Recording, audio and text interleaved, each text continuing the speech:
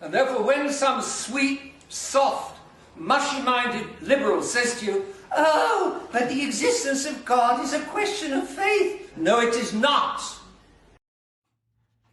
As many of you know, relatively recently, Bishop Richard Williamson, one of the 4 bishops consecrated by Archbishop Lefebvre in 1988, died. And he's mainly famous for splitting away from the SSPX, but it's become kind of apparent in the wake of his death that not many people really know or understand exactly why he split away from the SSPX or what kind of a guy he was, whether he was some crazy old coot who went off in the deep end, or whether he was some sort of perfect saint who understood everything in the church with perfect clarity. So I'm going to go ahead and give a very brief background on his life growing up, and then eventually his entry into the SSPX seminary.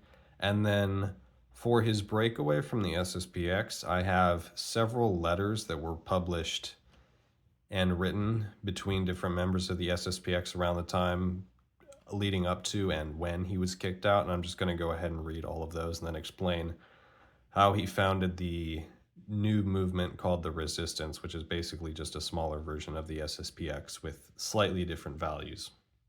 Okay, so Richard Williamson was born in England in 1940. He was definitely an Englishman through and through. He has a very strong English accent if you ever listen to any of his talks.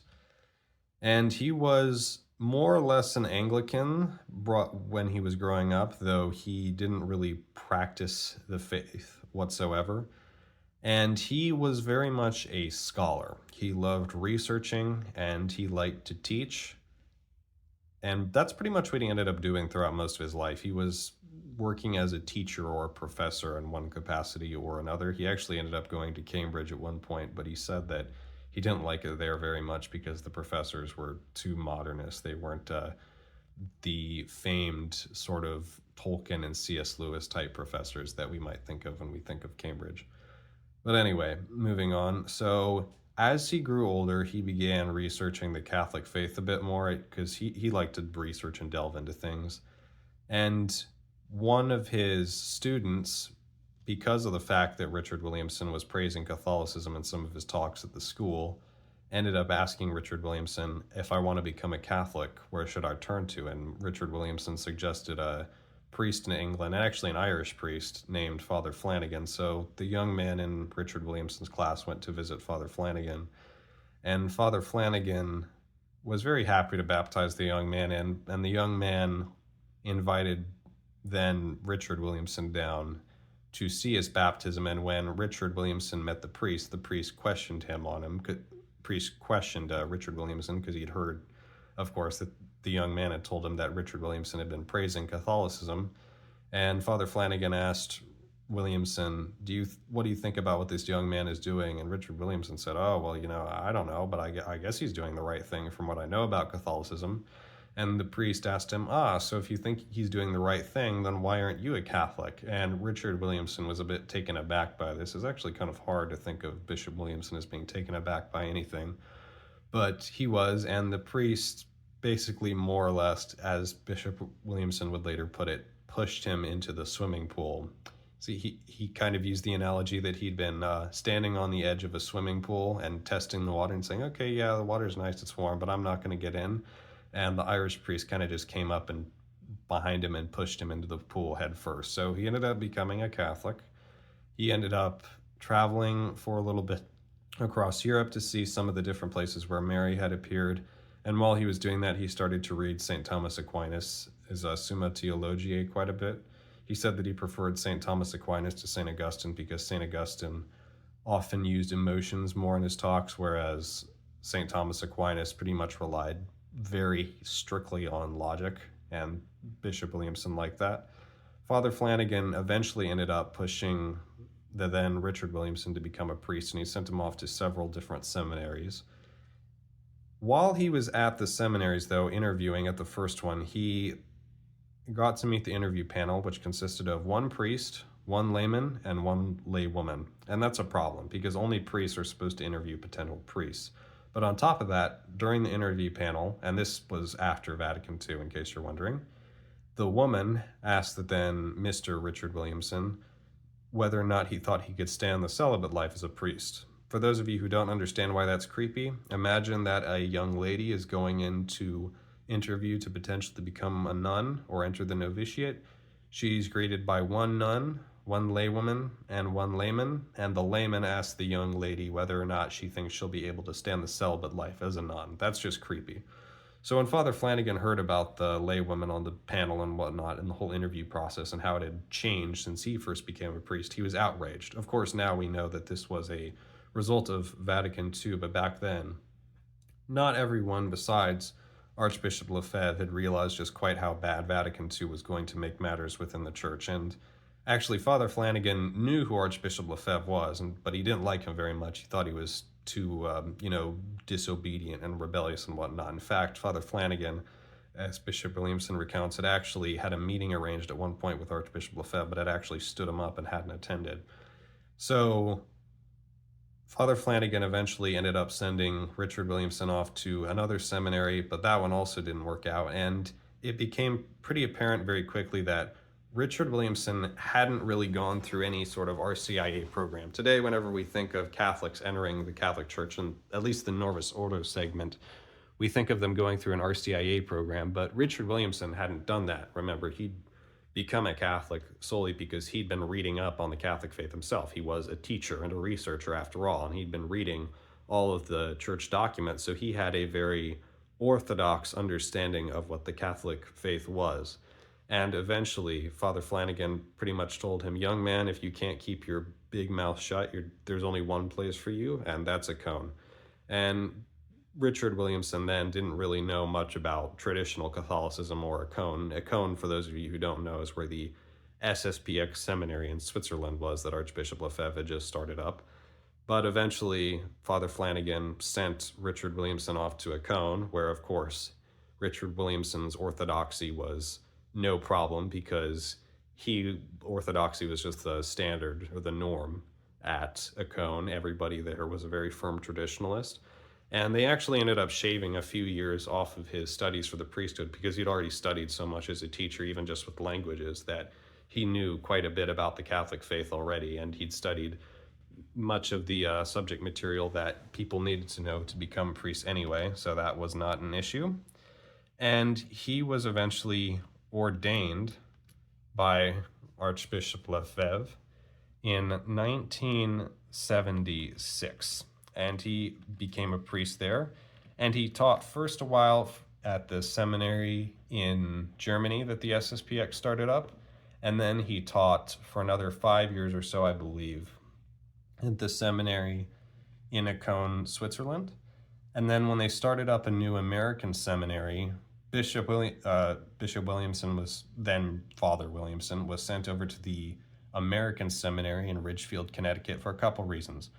One, he spoke English and they were trying to get the American seminary started up, and so they needed good teachers over there. But also, two, it became very apparent very fast within the SSPX. When we think of the SSPX now, we think of it as being a very firm, united organization, but many of the priests were slightly different in terms of their views and outlook. So Archbishop Lefebvre was very much a kind of hardliner traditionalist, and Bishop Williamson was kind of a hardliner traditionalist too, but some of the priests within the SSPX kind of wanted to be a little more friendly with the authorities than Archbishop Lefebvre was being. Archbishop Lefebvre pretty much said, first the authorities have to follow tradition, and after they follow tradition, then we'll negotiate with them or whatever, or we'll talk with them, but if they're not dealing with tradition, then we're going to be kind of unfriendly towards them.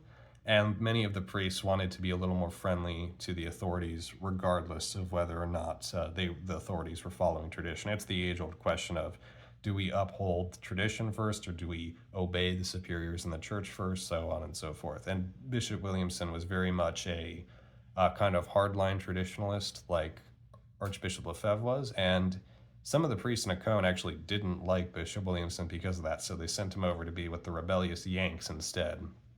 And Bishop Williamson was actually soon made rector of the American seminary, and so for a while, he was in charge of training all of the seminarians in the U.S. He was actually in charge of the American seminary for, I believe, around 19 or 20 years. Eventually, of course, as we all know, in 1988, after negotiations with the Vatican failed, Archbishop Lefebvre ended up consecrating Bishop Williamson and 4 other bishops. An important point to note here is that the Vatican originally offered only 1 bishop to Archbishop Lefebvre, and Archbishop Lefebvre accepted that deal, but he later backed out after the Vatican kept stalling on the date of when he could actually consecrate that 1 bishop, because the Vatican was just waiting for Archbishop Lefebvre to die.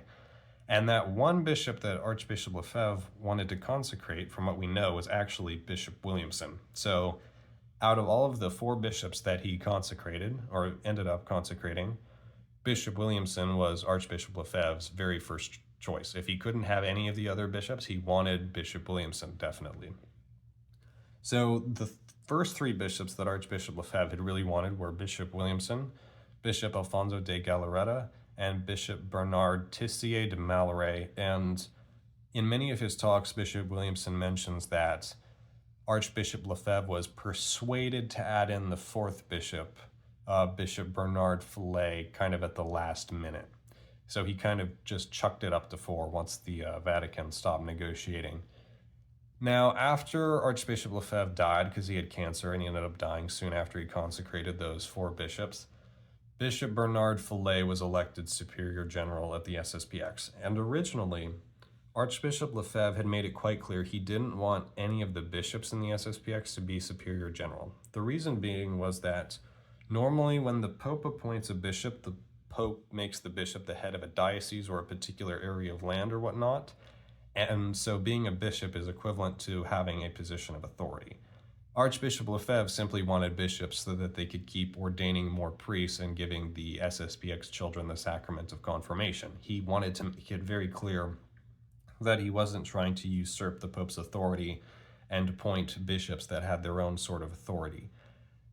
Now, however, after Bishop Fellay became Superior General, he started opening up talks and negotiations with Rome because he wanted to get the SSPX officially approved with the Vatican, and Bishop Williamson and many of the other bishops were against that. And I'm going to go ahead here soon and start reading some of the letters that went back and forth between different people within the SSPX, or some of the talks that they gave concerning the subject. But something I've got to mention about Bishop Williamson here that makes it very important understanding his kind of mindset. Bishop Williamson was a very hard-line, straightforward, no-nonsense kind of guy. He actually liked to joke quite a bit in his sermons, but he was known for having several incredibly unpopular views and pretty much holding to them no matter what anybody else thought. So I'll just list a couple here that I can remember off the top of my head. 1, he said that mixed-race marriages were generally a bad idea, not because they were sinful. He said that they're not sinful, but the backgrounds of the 2 different people of the 2 races is just so different that it's better for people of the same race to marry each other, and that people from different races probably shouldn't marry each other. It's just going to be too big of a difference in his eyes. 2nd, he said that women were not meant to go to universities because 1, modern universities were trash, but 2, universities are supposed to form men who will be leaders, and women are not meant to be leaders. And so he said women should not go to university. There were a bunch of other reasons for that as well. 2, he said that women should not ever sing in church. And he said singing in church is a liturgical function. All liturgical functions that take place in church are done by someone who's in a position of authority, so for example, a priest. And he said only men are supposed to hold positions of authority within the church, so women should not sing during the Mass. And he said the other reason was that if some woman who sings during the Mass has a fantastic voice and she has a beautiful singing voice, all the other women in church who don't have fantastic singing voices might feel kind of jealous of her, and it's just better not to have to deal with that at all. He also said that 9/11 was a setup. It was probably an inside job. He heavily insinuated that. He said that parents should not have TVs inside their homes, and they should not have their children be playing on electronics. They needed to get the electronics out of the homes, and they needed to have the young boys work on physical hand kind of like projects like building a shed or something like that, and the girls should be inside their mother's kitchens. What were some of the other things that he said? Those are the big ones. He said that The Sound of Music was a terrible movie. He said that it invited discord in authority and it was soul-rotting slush. He didn't like how mushy and feel-good it was. And he said that modern children are really stupid because they watch tons of Disney movies that prioritize emotions and feelings over thinking logically. That one was pretty funny. And he just had lots of these kind of little things that he'd drop in here and there. He wasn't necessarily opposed to believing in conspiracy theories either. He kind of thought that, I think he insinuated at one point that the moon landing was fake. And so this is the kind of guy that you're dealing with here. You're dealing with a guy who has no opinion, having multiple very unpopular stances on many different subjects. So, of course, Bishop Fellay, the SSPX Superior General, was not like this at all. Bishop Fellay was very much a kind of warm, soft, feeling kind of guy. Whenever he talks, he has a big smile on his face. He always has a very warm voice. Whereas Bishop Williamson, in his talks, has a very hardline stance. Like, for example, Bishop Fellay will say something like, "It's so wonderful to think of how much Jesus and Mary love us. They were willing to give up everything for us." And Bishop Williamson, in his very strict English accent, in his sermons will say, you cannot have women teaching adolescent boys. Women should not be teaching adolescent boys in the schools. Only the men should be teaching the adolescent boys." So you can kind of see there's a very big personality difference there.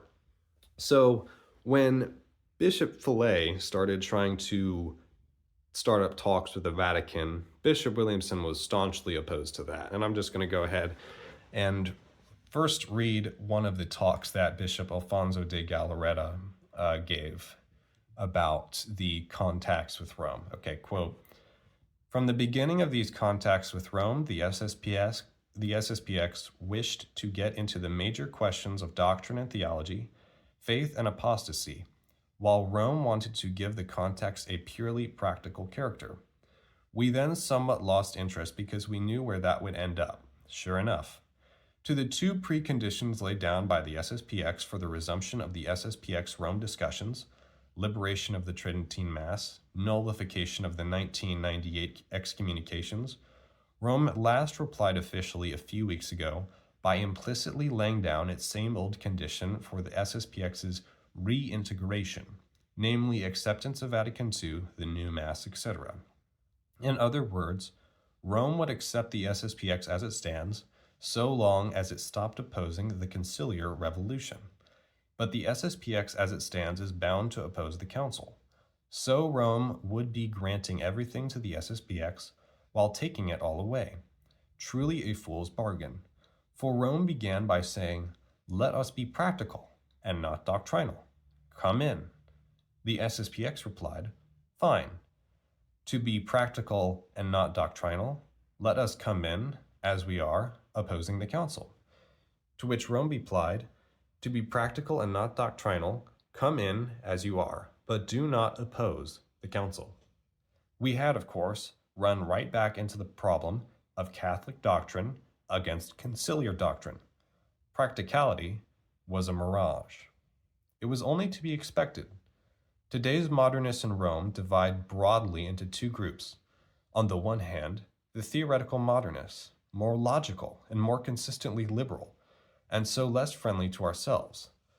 On the other hand, the pragmatic or practical modernists, closer to real life, and so more friendly to ourselves, but correspondingly less consistent with their liberal principles, and therefore, objectively, I do not speak about the personal sincerity or intentions, more false and two-faced in their dealings with ourselves.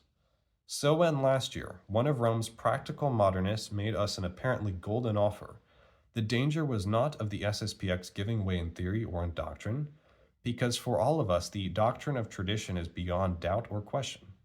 The great danger was rather of our giving way in practice by taking our desires for reality, by thinking that liberals, modernists, really can be nice, by believing that Rome was offering us what it really was not offering us, namely, their acceptance of us on our own terms. In fact, as this official answer at last made clear, they will accept tradition only on the Council's terms. Rome having said it, at last things are now clear. It's a shame, but that's how it is. As for Rome's offer being merely practical, Remember that it was by mere practicality that modernism was foisted upon the Catholic Church in the 1960s and 1970s. Take, for example, the new Mass. It was a select group of theologians and liturgists who concocted it almost out of thin air. And when Monsignor Bugnini presented it to the Catholic bishops in 1967, it was rejected by a large majority. Yet it was the self-same rite of Mass that Paul VI forced upon the Church in 1969, because a select few had constructed their new liturgy to fit their new religion, unwanted in the cry by the mass of faithful, priests, and bishops. But since this mass of Catholics out of obedience then practiced the new liturgy, so they came to accept and to believe in the new religion. Doctrinal modernism had triumphed by practicality.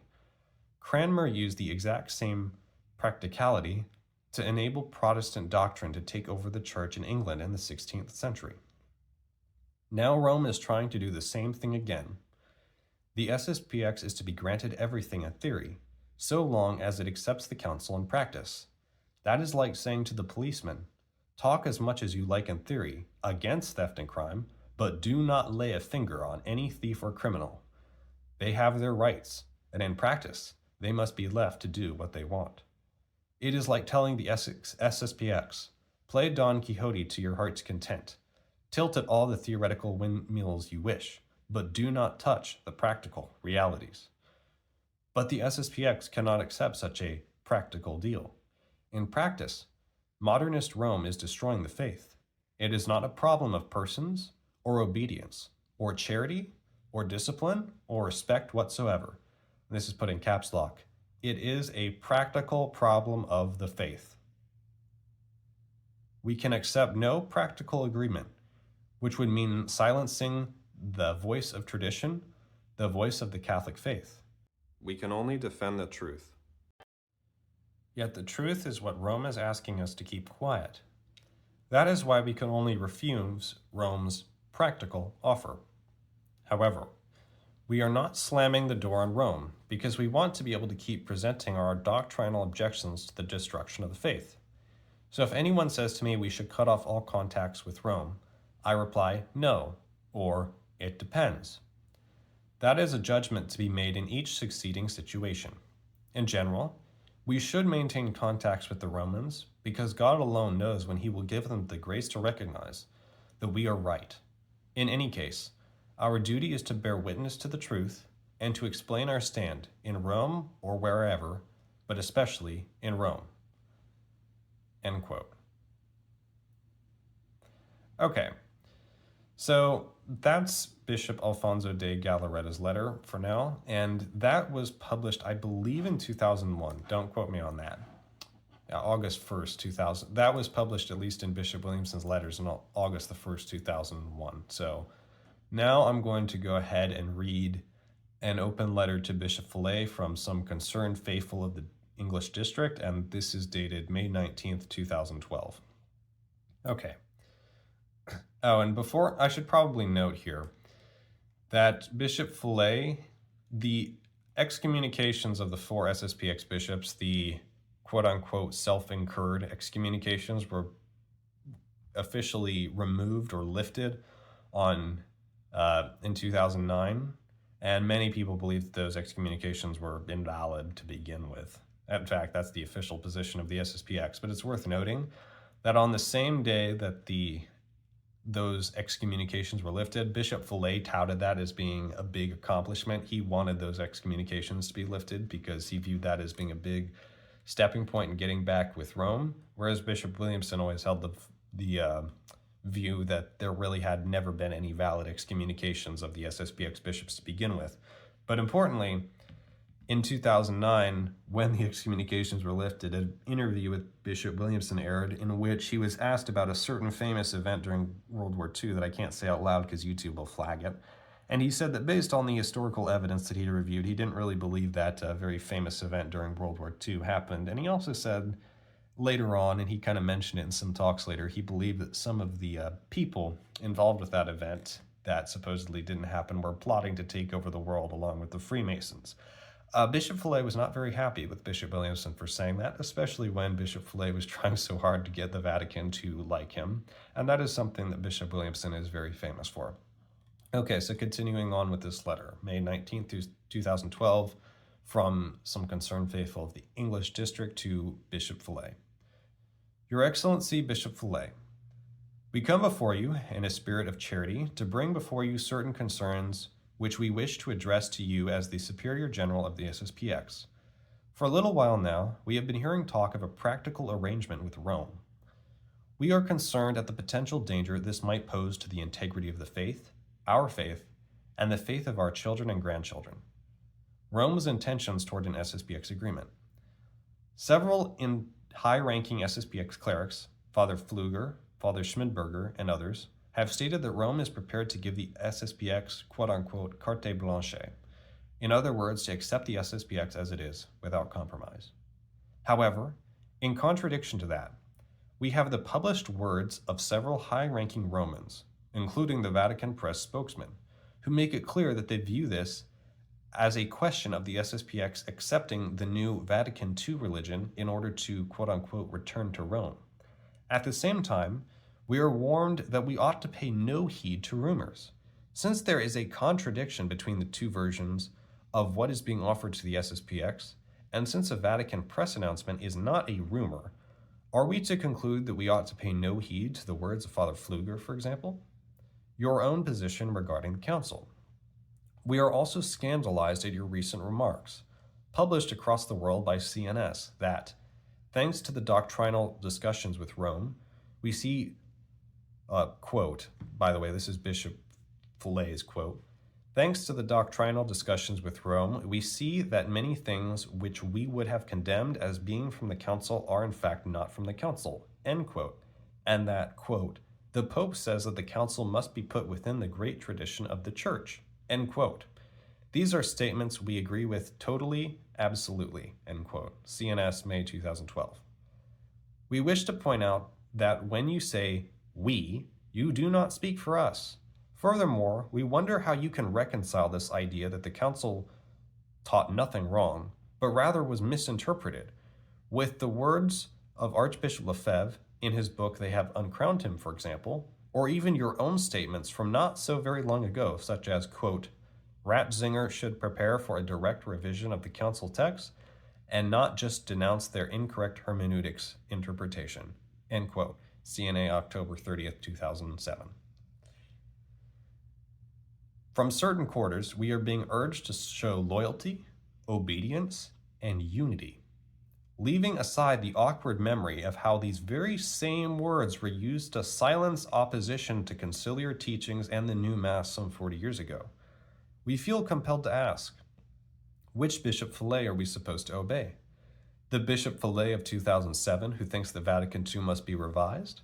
Or the Bishop Fellay of 2012 who thinks the Vatican II was merely misunderstood and must be accepted?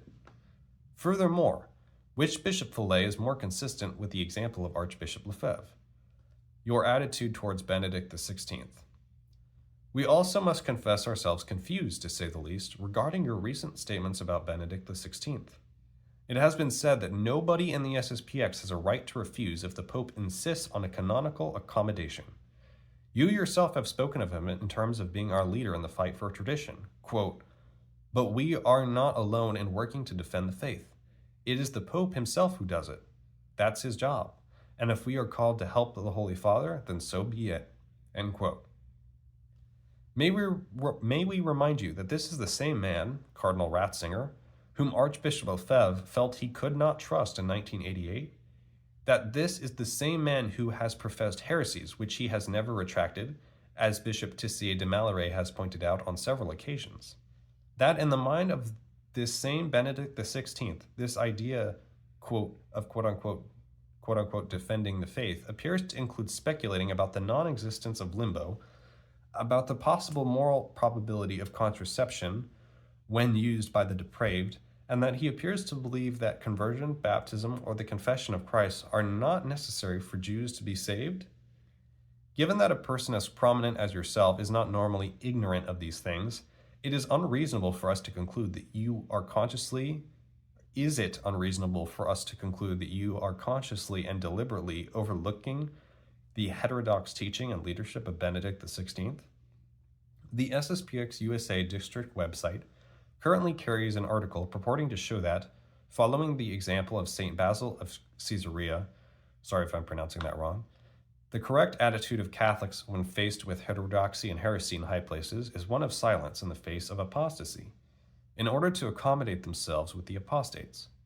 We cannot for 1 minute imagine that Archbishop Lefebvre would have agreed with this, nor that he would have tolerated such an idea being taught in his SSPX for 1 moment.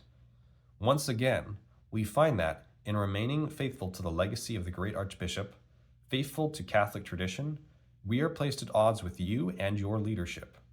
We neither desired this nor asked for it. The cause lies with you. Therefore, with you lies also the solution. Whatever the result, we shall not be the ones to change. We will remain faithful to tradition, whatever the consequences. Rumors, information, openness, and honesty. Finally, we wish to express our very deep concern that amidst this turmoil, amidst what appears to be a huge upheaval affecting the SSPX, and thus all of us, and by implication, the future of tradition and the whole Church, there appears to be reticence on the part of the leadership of the SSPX to come forward with information in a spirit of honesty and openness. We are told on the one hand that we ought to pay no attention to rumors or internet gossip and only pay heed to information that comes to us from the official sources of the SSPX. On the other hand, when solid facts come to light, such as the letter of the 3 bishops, which I'll also read that to you shortly, or your recent interview with CNS, or the Vatican press release about the SSPX, we are not supposed to look at that either. On the one hand, we are told that we should only get our information from the official organs of the SSPX, DC, SSPX.org, Pius.info, etc. On the other hand, these same news organs, DC, SSPX.org, Pius.info, have been demonstrably hiding from their readers any facts that do not help the cause they are trying to advance, namely the argument in favor of reaching a practical agreement with Rome. Nowhere on DC.org, on SSPX.org, or on Pius.info will one find the recent press statements from the Vatican, nor any reference to the fact that a large proportion of the bishops, priests, and faithful of the SSPX, we believe the majority, would be against the idea of a practical agreement with Rome. We are castigated for reading what is termed quote-unquote private correspondence, when our only desire is to put an end to rumor by making ourselves informed of the facts. The letter that the 3 SSPX bishops sent to you last month did not contain any personal information, and treated only of public matters affecting the future of the SSPX. Therefore, it is surely somewhat disingenuous for it to be termed quote-unquote private correspondence. What is more, it does appear that there is a double standard in allowing clerics who are in favor of researching practical arrangements to express their personal opinions from the pulpit, whilst at the same time requiring absolute silence from those who are against such an arrangement. We therefore feel that we are justified in both reading and circulating the letter to other faithful Catholics, who, like us, are concerned for the future of the SSPX, but for the appearance of this letter, might feel themselves alone and confounded. In short, if your Excellency wishes the faithful to trust the leadership of the SSPX, if the faithful of the SSPX are exhorted to pay no heed to rumors, then we feel you ought to take steps to dispel the current climate of fear and distrust, and allow all opinions on the matter to be stated openly, and all information, regarding, for example, whether the Rome of today has converted from its modernism, to be circulated openly. It is in a spirit of honesty and openness that we write this letter to you, in genuine concern for the future of tradition throughout the world, the future of the SSPX, and the future of tradition. When you became Superior General in 1994, you inherited a society of St. Pius X that was strongly united, fervent, devout, and unworldly, which knew what it stood for and why, and which had a clear vision of where it was going. Our Lord entrusted this society into your hands. Were he to ask you now to render an account of what you have done with that same society, what would you be able to show him? What sort of society will you bequeath to your successor? It is abundantly clear to us that Rome has not converted, that Rome is as steeped in modernism as it ever was. What is not clear to us is what the leadership of the SSPX is doing or why, your attitude, beliefs, or motives. Archbishop Lefebvre taught us admirably well, both through his writing and in the personal example that he gave to the world, that the duty of Catholics is not one of merely believing in a passive way. It is also apostolic, of converting the world and of pointing out and denouncing error when one sees it. In his own day, Archbishop Lefebvre denounced the various errors spread by church authorities, including the Pope.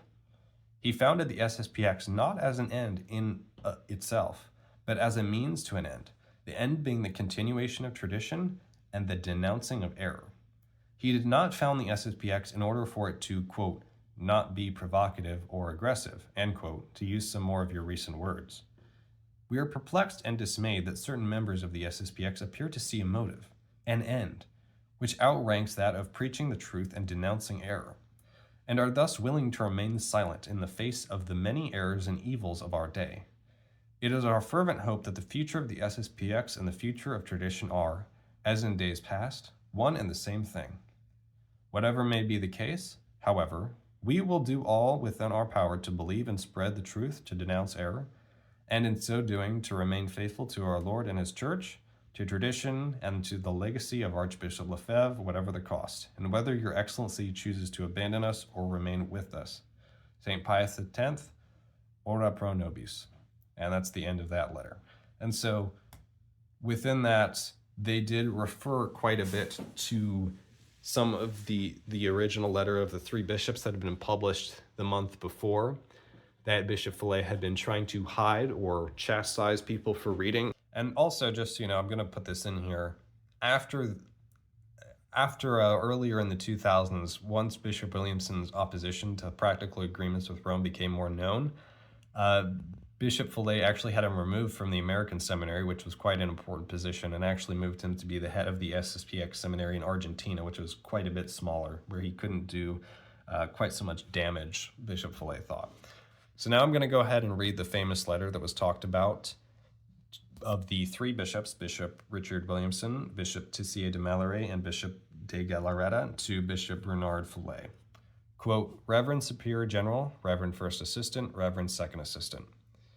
For several months, as many people know, the General Council of the FSSPX is seriously considering Roman proposals for a practical agreement after the doctrinal discussions of 2009 to 2011 proved that a doctrinal agreement is impossible with current Rome. By this letter, the three bishops of the FSSPX who do not form part of the General Council wish to let him know, with all due respect, of the unanimity of their formal opposition to any such agreement. Of course, on the two sides of current division between the Conciliar Church and the FSSPX, much wish that the Catholic unity be restored. Honor to those on both sides, but since reality governs everything, and to the reality of these sincere desires must yield, namely, that since Vatican II, the official authorities of the Church have deviated from the Catholic truth, and today they are shown to be quite given to always remaining faithful to the conciliar doctrines and practices. The Roman discussions, the quote-unquote doctrinal preamble, and Assisi III are bright examples of this. The problems arising to the Catholics by the Second Vatican Council are profound. In a conference which seems like the last doctrinal will of Monsignor Lefebvre, which was given to priests of the Society at Aquinas a half year before his death, and after having briefly summarized the history of the liberal Catholicism resulting from the French Revolution, he recalled how the popes have always fought this attempt at a reconciliation between the Church and the modern world, and he declared that the combat of the Society of St. Pius X against the Vatican was exactly the same combat. He concluded, quote, the more one analyzes the documents of the Vatican II and their interpretation by the authorities of the Church, and the more one realizes they are neither superficial errors nor a few particular errors such as ecumenism, religious freedom, collegial structure, but rather a total perversion of the spirit, a whole new philosophy founded upon subjectivism. It is very serious, a total perversion. That is really alarming. But is the thinking of Benedict XVI better in this respect than that of John Paul II? Is it enough to read the study made by one of us three? The faith and peril from reason, to realize that the thought of a current pope is also impregnated of subjectivism. It is all the subjective imagination of the man in the place of the objective reality of God. It is all the Catholic religion subjected to the modern world. How can one believe that a practical agreement can arrange such a problem? But some will say to us, Benedict XVI is really well disposed toward the society and its teaching. As a subjectivist, this can easily be the case, because liberal subjectivists can tolerate even the truth, but not if one refuses to tolerate error.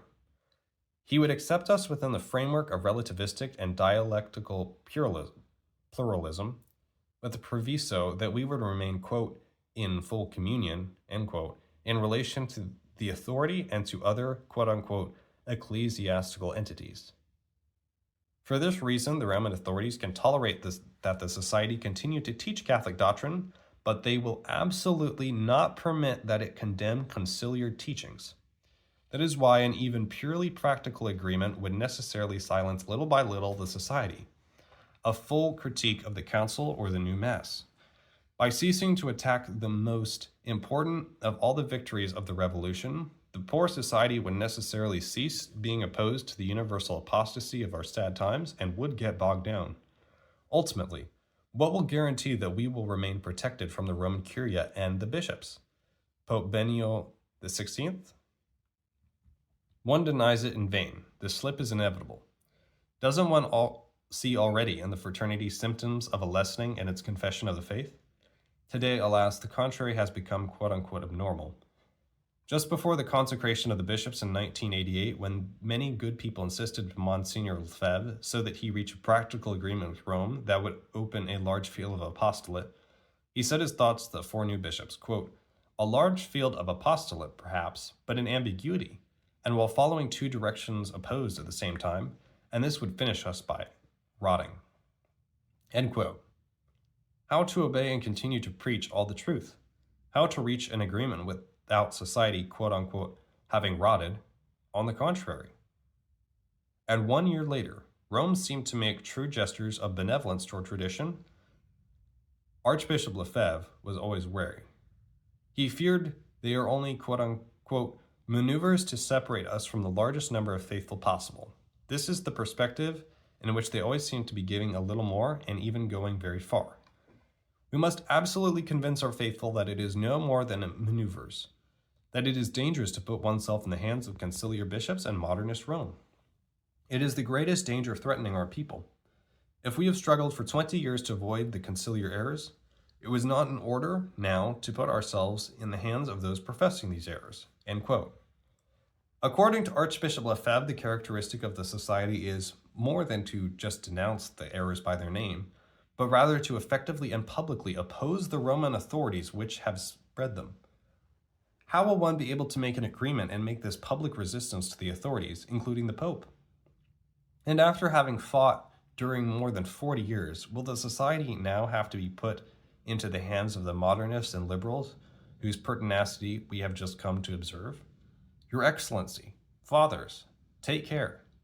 You want to lead the society to a point where it will no longer be able to turn back, to a profound division of no return. And if you end up to such an agreement, it will be with powerful destroying influences who will not keep it. If up until now the bishops of the society have protected it, it is precisely because Monsignor Lefebvre refused a practical agreement. Since the situation has not changed substantially, since the condition prescribed by the chapter of 2006 was by no means carried out, a doctrinal change in Rome which would permit a practical agreement, at least listen to your founder. It was right 25 years ago. It is right still today. On his behalf, we entreat you, do not engage the society in a purely practical agreement. With our most cordial and fraternal greetings in Cristo and Maria, Monsignor Alfonso de Galarreta, Monsignor Bishop Bernard Tissi de Malray, Monsignor Richard Williamson. Okay, so now I'm going to go ahead and read Bishop Fellay's response to the three bishops, and this is dated April 14th, 2012. The Most Reverend Tissi de Malray, Williamson, and de Galarreta, Your Excellencies, your collective letter addressed to the members of the General Council received our full attention. We thank you for your solicitude and charity. Allow us in our turn, with the same concern for justice and charity, to make the following observations. First of all, the letter indeed mentions the gravity of the crisis gripping the Church and precisely analyzes the nature of the ambient errors that pullulate in the Church. Nonetheless, the description is marred by two defects in relation to the reality in the Church. It is lacking in a supernatural spirit, and at the same time it lacks realism. The description lacks a supernatural spirit. To read your letter, one seriously wonders if you still believe that the visible church whose seat is at Rome is indeed the church of our Lord Jesus Christ. A church horribly disfigured, to be sure, a planta pedis usque ad verticem capitis, but a church that in spite of all still has as its head our Lord Jesus Christ. One gets the impression that you have been so scandalized that you no longer accept that it can still be the true church. For you, it would seem to be a question whether Benedict XVI is still the legitimate pope. And if he is, there is a question as to whether Jesus Christ can still speak through him.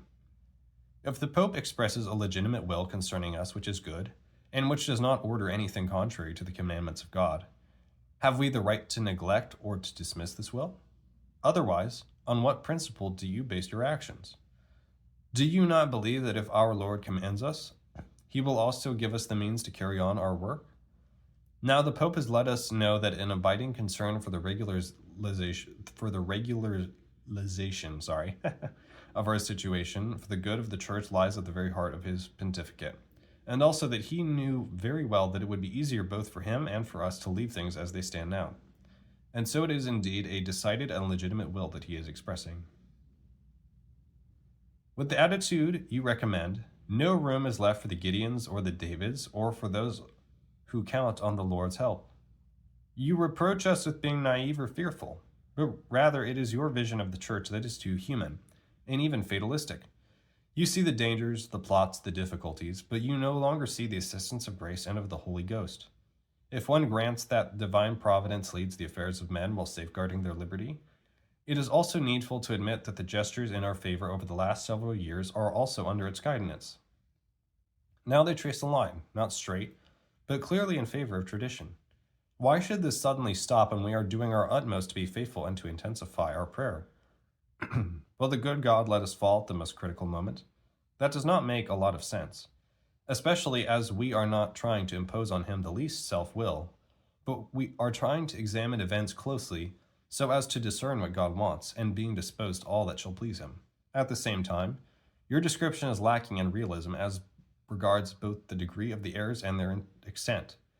Degree. Within the society, some are making the conciliar error into super heresies, absolute evil, worse than anything, in the same way that the liberals have dogmatized this pastoral council. The evils are sufficiently dramatic. There is hardly any reason to exaggerate them further.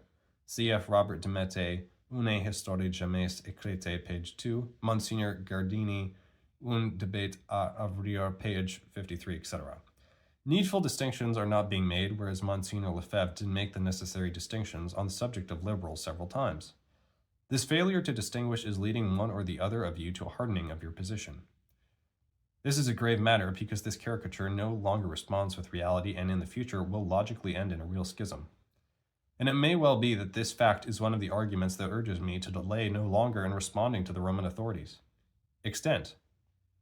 On the one hand, you saddle the current authorities with all the errors and evils to be found in the Church, while leaving aside the fact that they are trying to at least partly disengage themselves from the most serious of them. The condemnation of the hermeneutic of rupture denounces real errors. On the other hand, you act as if all, and all is caps lock here, all of them are implicated in this pertinacity. They're all modernists, all rotten. Now that is manifestly false. The great majority are still caught up in the movement, but not all. So that, coming to the most crucial question, the possibility of our surviving in the conditions of recognition of the society by Rome, we do not reach the same conclusion as you.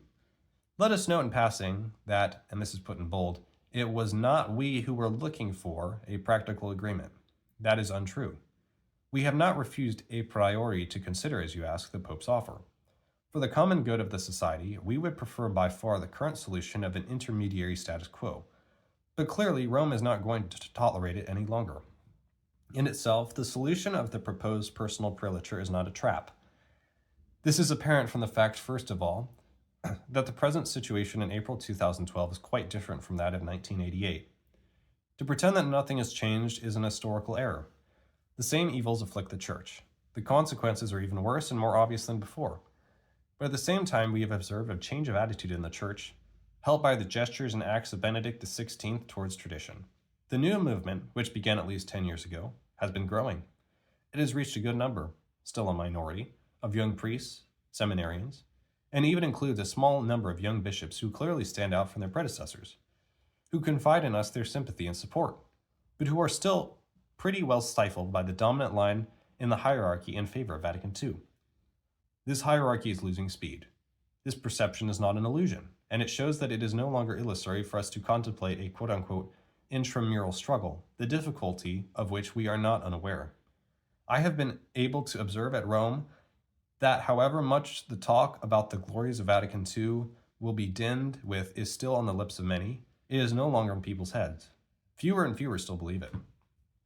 This concrete situation, with the canonical solution that has been proposed, is quite different from that of 1988. And when we compare the arguments that Archbishop Lefebvre made at the time, we conclude that he would not have hesitated to accept what is being proposed to us. Let us not lose our sense of the Church, which was so strong in our venerated founder. The history of the Church shows that recovery from the conflicts that beset it usually occurs gradually, slowly, and once one problem is resolved, something else starts up. Apportet hereses esse. To require that we wait until everything is regulated before reaching what you call a practical agreement is not realistic.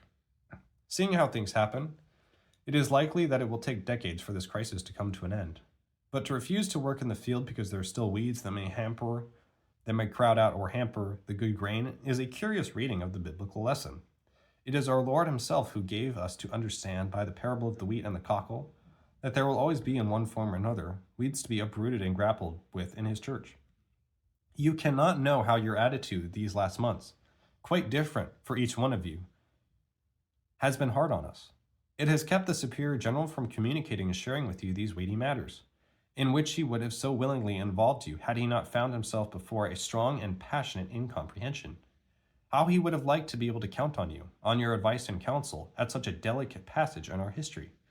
It has been a great trial, perhaps the greatest of his superiorate. Our venerated founder gave the bishops of the society a precise function and duties. He made it clear that the unifying principle of our society is the Superior General. But for some time now, you have tried, each in his own way, to impose on him your point of view, even in the form of threats, even publicly. This dialect between truth and faith on the one side and authority on the other is contrary to the spirit of the priesthood.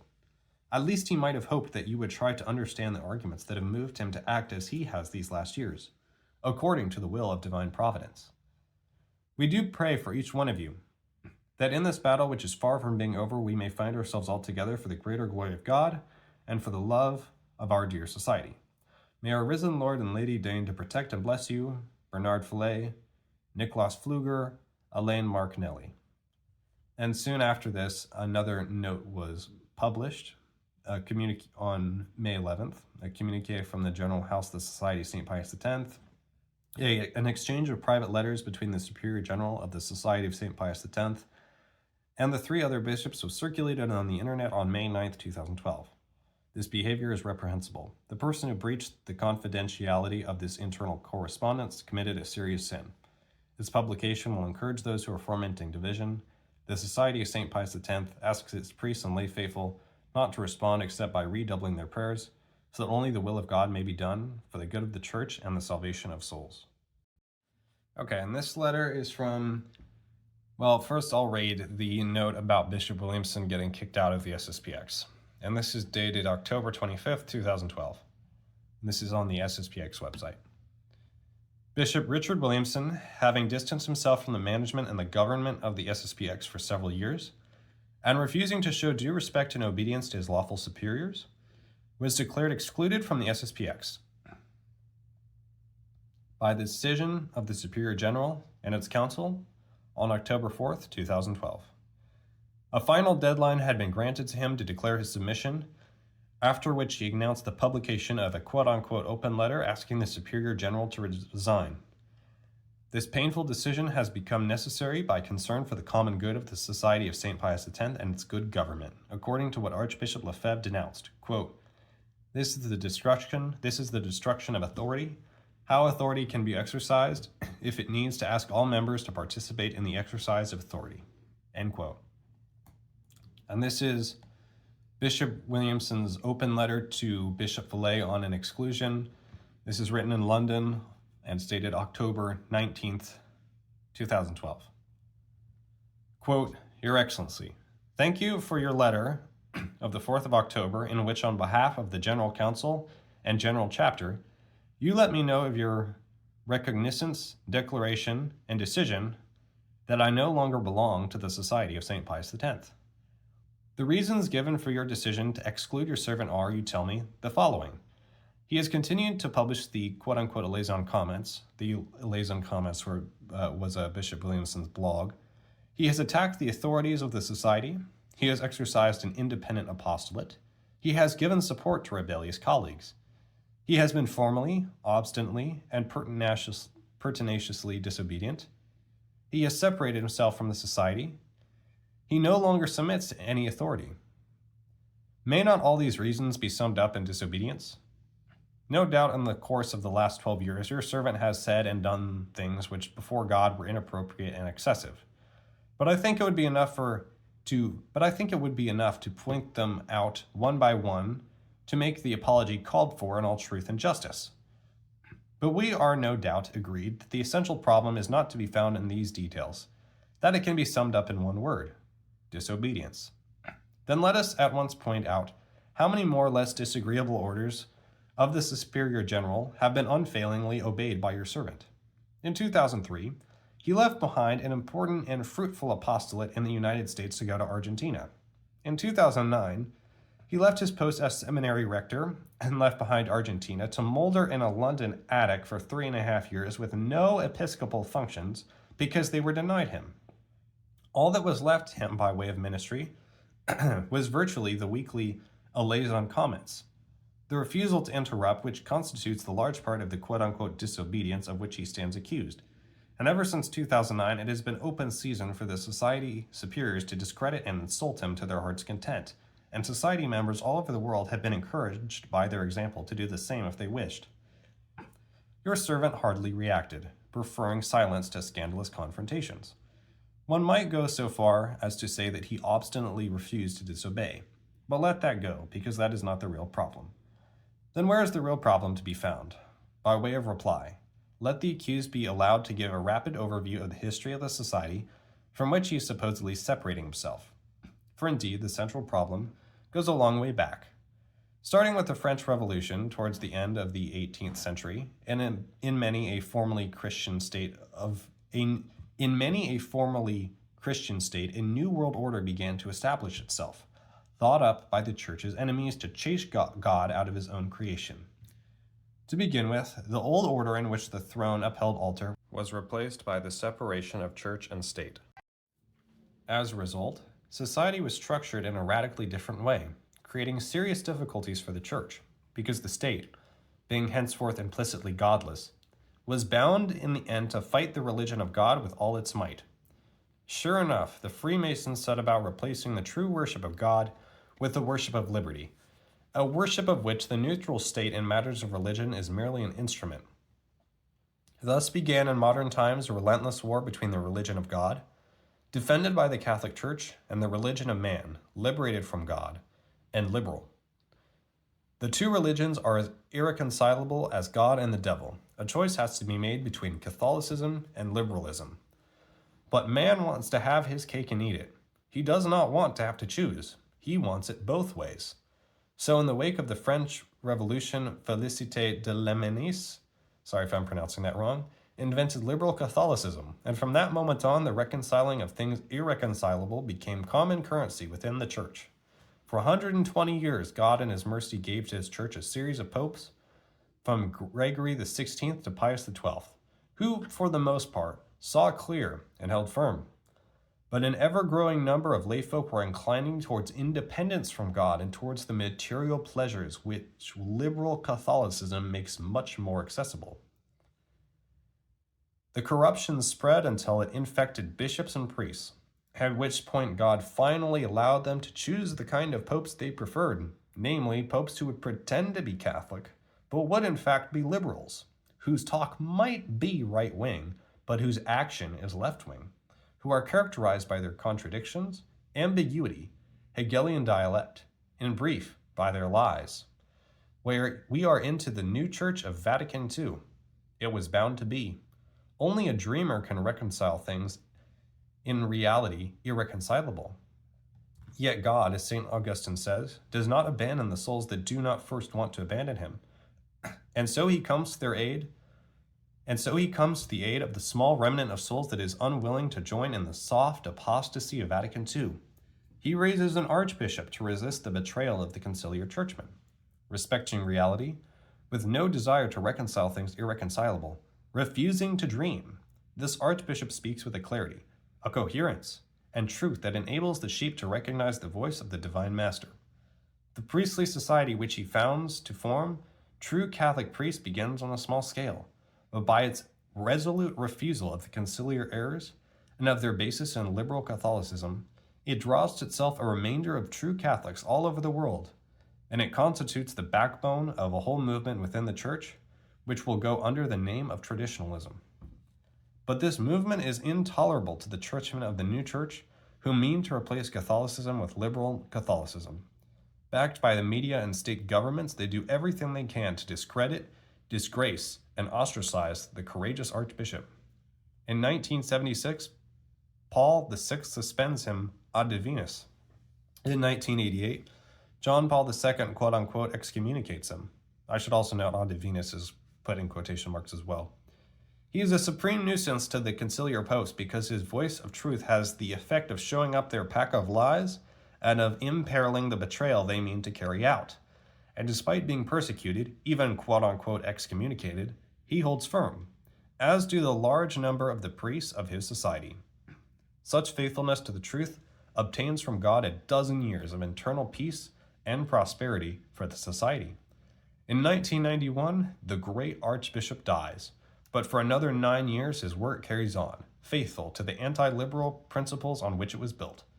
So what will the conciliar Romans do to bring the resistance to an end? They will exchange the stick for the carrot.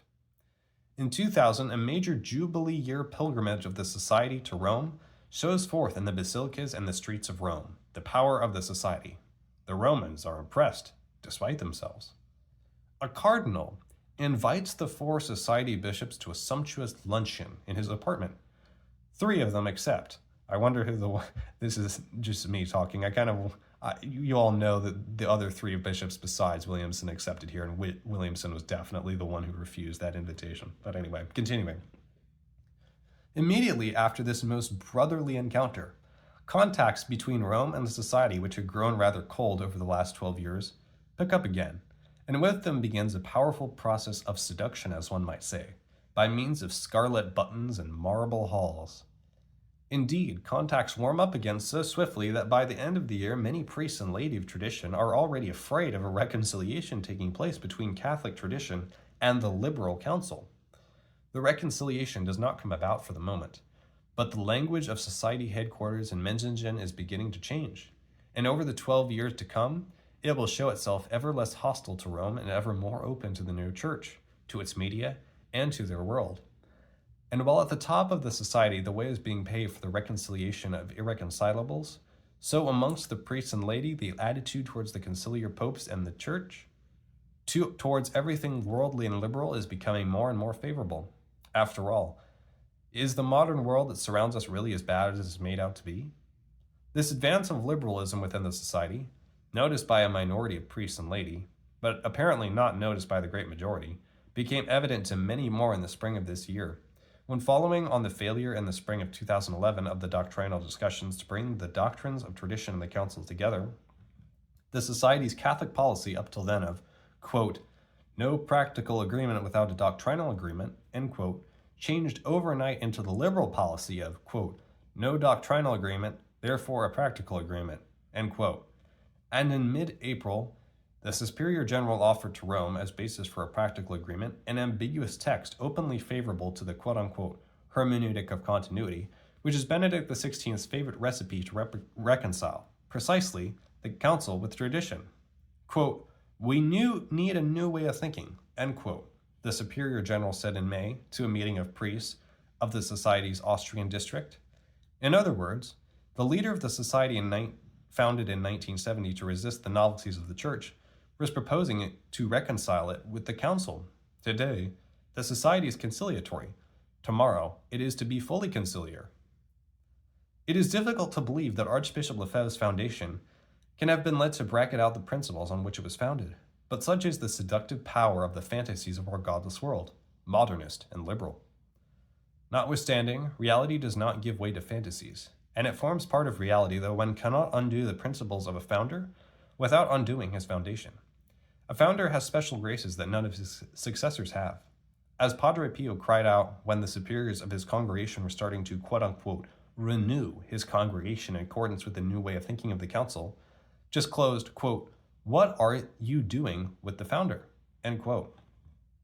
The Society's Superior General, General Council, and General Chapter may keep Archbishop on hand as a mascot, but that will not help if they all share in a new way of thinking that bypasses the crucial reasons for which he founded the Society. Therefore, however good their intentions, they are leading the Society to its ruin by a betrayal parallel in all respects to that of Vatican II. But let us be just, let us not exaggerate. Since the beginning of this slow collapse of the Society, there have always been priests and laity who saw clear and did their best to resist. In the spring of this year, their resistance became more weighty and numerous, so that the General Chapter of last July did place an obstacle in the way of a false Rome SSPX agreement. But will that obstacle hold up? One may fear not. In front of some 40 Society priests on a retreat in Icona in September, the Superior General, referring to his policy with regard to Rome, admitted, quote, "I was wrong," end quote. But whose fault was it? Quote, "The Romans deceived me," end quote. Likewise, from the whole springtime crisis, he said that there had arisen, quote, "a great distrust within the Society," end quote, which would need to be healed by, quote, acts and not just by words, end quote. But whose fault was it? Judging by his acts in September, which includes this letter of the 4th of October, he is blaming the priests and laity who failed to put their trust in him as their leader. After the chapter as before, it seems as though he can brook no opposition to his conciliatory and conciliar policy. And that is the real reason why the Superior General has given several times the formal order to close down liaison comments. Indeed, the comments have repeatedly criticized the Roman authorities' conciliar policy towards Rome, thereby attacking them implicitly. Now, if in this criticism and these attacks, there has sometimes been a failure to observe the respect normally due to the office or persons of the Society authorities, I readily beg forgiveness of anyone concerned. But I think that anybody reading the particular comments implicated will recognize that the criticism and attacks usually abstracted from the persons, because the issues at stake are far more than just personal. And if we do come to the great problem far surpassing mere persons, let us call to mind the immense confusion presently reigning in the Church, and placing in peril the eternal salvation of souls without number. Is it not the duty of a bishop to uncover the true roots of this confusion and to denounce them in public? How many bishops in the wide world see clear as Archbishop Lefebvre saw clear, and how many are teaching accordingly? How many of them are still teaching Catholic doctrine at all? Surely very few. Then is now the moment to be trying to silence a bishop who is doing so, if one is to judge by the number of souls that hang on to the comments as they would to a life belt? How in particular can another bishop be wanting to shut them down when he himself has just had to admit to his priest that he let himself be deceived for many a long year on the same questions?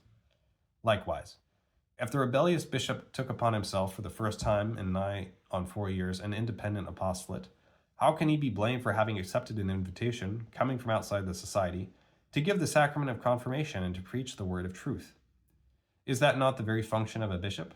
And if he is accused of having preached what was a word of quote-unquote confusion, there is always the same answer. What he said in Brazil was confusing only for people who followed the line confessed to be an error, as evoked above. So if he does seem for years to have been separating himself from the Society, the truth is that he has been distancing himself from the conciliatory Society, and not from that of the Archbishop. And if he seems insubordinate to any exercise of authority on the part of Society leaders, The truth is that applies only to orders running counter to the purposes for which the society was founded. In fact, how many other orders are there at all besides the order to close down the comments, which can be blamed for having disobeyed in a, quote, formal, obstinate, and pertinacious manner, end quote? Is there even one other such order? Since Archbishop Lefebvre refused to obey only acts of authority of church leaders which were of nature to destroy the church, his disobedience was more apparent than real. Likewise, refusing to close down the comments is a disobedience more apparent than real. For indeed, history repeats itself, and the devil keeps coming back. Just as yesterday Vatican II wished to reconcile the Catholic Church with the modern world, so today one could say that Benedict XVI and the Society's Superior General both wish to reconcile Catholic tradition and the Council. So again tomorrow, unless God intervenes between now and then, the leaders of the Catholic resistance will be trying to reconcile it with tradition, henceforth conciliar. In brief, Your Excellency, you may now go ahead and exclude me, because the arguments above are not likely to persuade you, but the exclusion will be more apparent than real. I have been a member of the Archbishop Society ever since my perpetual engagement. I have been one of its priests for 36 years. I have been one of its bishops, like yourself, for nearly a quarter of a century. That is not all to be wiped out with one stroke of a pen. Member of the Archbishop Society, I therefore remain, and I wait. Had you yourself remained faithful to the Archbishop's heritage, and had I myself been notably unfaithful, gladly I would recognize your right to exclude me. But things being as they are, I hope I shall not be lacking in the respect due to your office if I suggest that for the greater glory of God, for the salvation of souls, for the internal peace of the society, and for your own eternal salvation, you would do better yourself to resign a superior general than to exclude myself. May the good Lord give you the grace, the light, and the strength to perform such an outstanding act of humility and of devotion to the common good of everybody. And so, as I have often finished the letters I have written to you over the years, Dominus tecum, may the Lord be with you. Richard Williamson. After Bishop Williamson was kicked out, many other priests within the Society of St. Pius X also ended up quitting. And also, there were a few monasteries and convents associated with the Society of St. Pius X, and they weren't necessarily directly under their control per se, but they did ask for their bishops to come and consecrate any new priests that they trained and to perform confirmations whenever, young children would come into the monastery or something like that. And so two of these monasteries, one, the convent of the Dominicans in Avrier, France, and the Benedictines down south in Argentina, ended up actually splitting away from the Society of St. Pius X and affiliating them with Bishop Williamson. Now, Bishop Williamson also ended up consecrating several new bishops for the resistance in case he ended up dying, which, he did. So now, even now that Bishop Williamson is dead, there's several new bishops that he consecrated for various different countries, both in North America, South America, and in Europe. So the group that he left behind was kind of called the Resistance, and because I think if you read his letter, or you, I guess, heard me read his letter, he used the word resistance several times, and an informal kind of network of the priests who liked Bishop Williamson and who resigned from the society formed across the world, and they were often sort of referred to as the Resistance. They don't really call themselves that. And they have like little independent chapels here and there and little churches with lay people that they visit. They're not really very public, though. They don't have websites or anything like that, and they don't really tend to have much of an internet presence. Anyway, one of the Argentinian bishop named Thomas Aquinas, that was his name, that Bishop Williamson consecrated, wrote a letter in 2024 concerning the differences between the SSPX and the quote-unquote resistance. I'm going to go ahead and read that now. Published on February 10th, 2024, by His Excellency Bishop Thomas Aquinas, the Order of St. Benedict. That's the monastery in Argentina. 2 letters, 2 orientations. 3 bishops wrote to their superior about the danger of a purely practical agreement with Rome and appealed to their founder, Archbishop Lefebvre. He was right 25 years ago. He is still right today, they said. To this warning, the superior replied that the 3 bishops were devoid of a supernatural spirit and a sense of reality. a serious accusation that could have fallen on Archbishop Lefebvre himself. But is it true? Wouldn't it be the other way around? Bishop Fellay lacked these two qualities? That's the whole point. Who lacks realism and the supernatural spirit? It wasn't Archbishop Lefebvre. Neither were the three bishops who appealed Archbishop Lefebvre's example. They said that the situation at the time, 2012, was not substantially different from 2006, when it had been decided not to make practical agreements without doctrinal agreement. They warned of the danger of putting themselves in the hands of the conciliar bishops and modernist Rome. Unrealism, lack of supernatural spirit. They wanted to preserve the society from the deep divisions that could occur. Lack of a sense of reality of a supernatural spirit. They drew the attention of the Superior General to the modernist thinking of Benedict XVI. They noticed symptoms of a decrease in the confession of the faith. Unrealism, lack of supernatural spirit. Archbishop Lefebvre spoke of the spiritual aids of modernist Rome. Bishop Fellay doesn't seem to think in the same way or take the same precautions. He minimizes the seriousness of the council's errors. For him, religious liberty has become a very, very small liberty. The council, something about which many think it said what it didn't say. Who are these quote-unquote many? The three bishops? He accuses them of treating the errors of the council as if they were super heresies. If we compare Bishop Fellay with Archbishop Lefebvre, the difference is clear. Archbishop Lefebvre spoke of Rome's apostasy. Bishop Fellay minimizes the situation and seeks a dangerous rapprochement with modernist Rome, with or without agreement. What have been the fruits of Bishop Fellay's supposed superiority, that is, of being more realistic and supernatural than Bishop Williamson, Bishop Tissier, and Bishop Galarreta? Were the fruits sweet or bitter? Let everyone judge for themselves. Great commotion in the society, a change in the principle governing relations with Rome, practical agreement only with doctrinal agreement, or practical agreement without doctrinal agreement, the departure of priests who left the society, including Father Fowler, the expulsion of the society's most combative bishop, Bishop Williamson, the expulsion of priests, the perplexity of priests who, despite staying in the society, did not approve of the new policy initiated by Bishop Fellay, disorientation among the faithful, alienation from some friendly communities, reservations on the part of others, acceptance of compromising measures that he took with regard to the society, even going so far as to accept the new dispositions with regard to marriages, causing the reaction and dismissal of 7 French deans and the reaction of 3 friendly communities, etc. Good fruit? No. What can we conclude? There are 2 orientations in tradition, that of Archbishop Lefebvre and that of Bishop Fellay. At least that of Archbishop Fellay as Superior General. Since Bishop Fellay has never recanted, we can assume he still thinks this way. We follow Archbishop Lefebvre's and are grateful that Bishop Williamson resisted Bishop Fellay. Thanks to Bishop Williamson, the resistance can continue the fight with the holy liberty of the children of God to defend tradition and pass it on according to the example Archbishop Lefebvre gave us. Traditi quod et cepi. I have passed on what I have received.